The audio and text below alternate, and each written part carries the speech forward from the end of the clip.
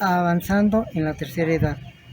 Les tengo preparado este tema, espero que nos acompañen hasta el final. Muchas gracias.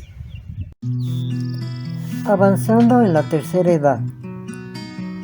La principal tarea de este canal es informarles, orientándolos lo mejor posible con experiencias que necesitan saber de un adulto para alcanzar tener una conciencia plena y tranquila para el trato adecuado y entender mejor al adulto mayor en el paso de sus años.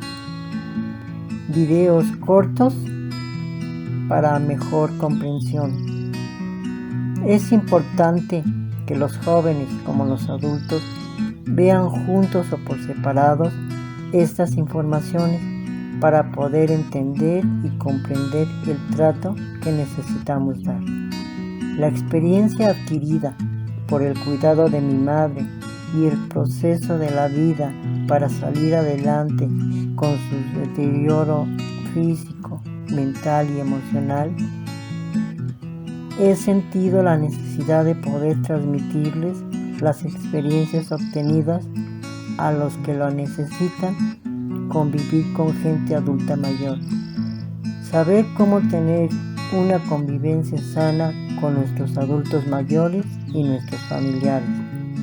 La experiencia por la vida nos va dando la oportunidad de vivir plenamente e intensamente, o si no sabemos cómo lograr tener la habilidad de obtener una vida plena que nos permita ser mejores.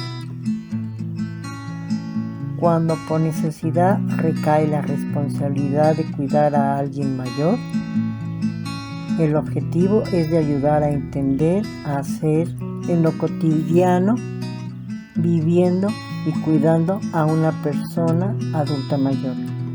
Ahora que estamos alcanzando el promedio de vida de 70, 80 o 90 años, necesitamos estar bien informados para estar preparados y para rendir mejor en la edad adulta. Cada vez se preparan más nuestros médicos, enfermeros y geriatras. Actualmente, en la mayoría de los asilos, casas hogar para ancianos y atención en hospitales es por médicos y enfermeras sin la capacidad para nuestros adultos mayores. No se menosprecia su labor, solo que el cuerpo humano es complejo y que las enfermedades nos confunden a una edad avanzada.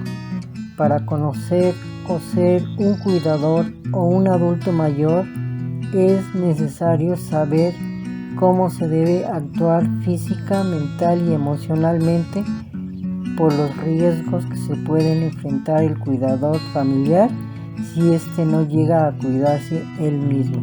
El cuidador por sí solo le resulta difícil de hacerse cargo de una persona adulta mayor.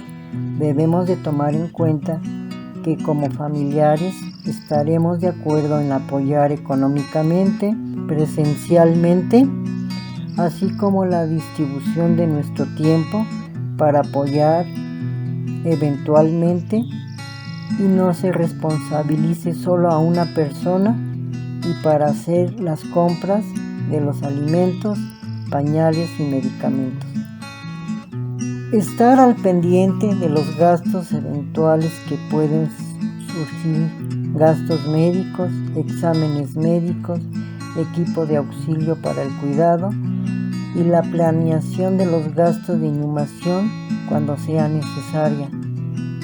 En caso de dejarlos en un lugar para la asistencia a los ancianos, tener en cuenta que los gastos mensuales son sin demora y puntuales y no esperar un trato especial o individual, ya que las normas la ponen ellos. Los hay de buen costo, mediano y colaboración. Planear contratar a un cuidador profesional. Será necesario tener equipo adecuado en casa para su cuidado y respetar las decisiones de los profesionales para trabajar juntos con su familia.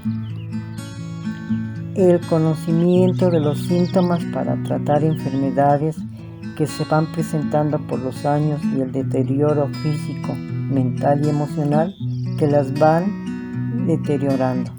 Si el adulto mayor se vale todavía por sí mismo, ¿qué necesitamos saber y cómo ayudarles? Si el adulto mayor es dependiente totalmente de otra persona, ¿qué hacer?